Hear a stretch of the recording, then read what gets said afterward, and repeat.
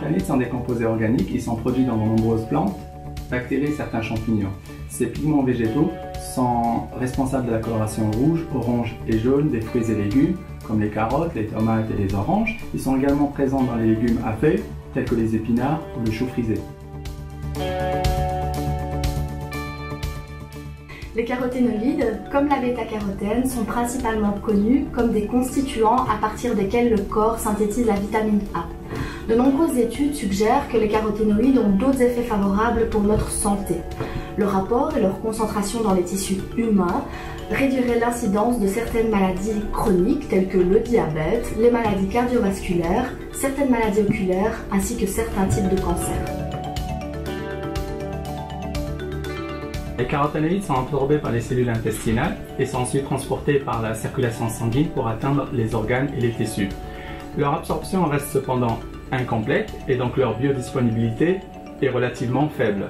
Il faut savoir que les caroténoïdes sont des composés lipophiles et ainsi hydrophobes et donc ils sont non miscibles à l'eau.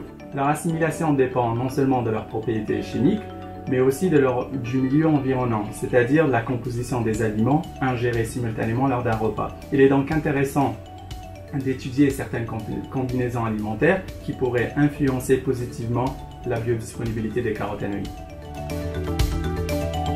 On pense que les protéines seraient de bons candidats.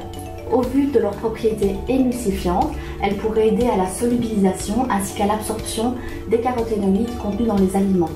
Jusqu'à présent, l'interaction entre les protéines et les caroténoïdes sur l'absorption de ces derniers n'a pas été étudiée de manière approfondie.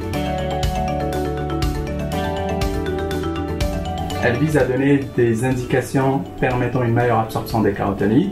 Ceci serait particulièrement bénéfique pour les personnes touchées par des problèmes gastro-intestinaux, limitant la métabolisation des caroténoïdes. Mais il serait également très bénéfique pour les personnes ne consommant pas assez de vitamine A provenant de la viande, comme les végétariens par exemple, ou même les personnes vivant dans les pays peu industrialisés où la consommation de la viande reste très limitée.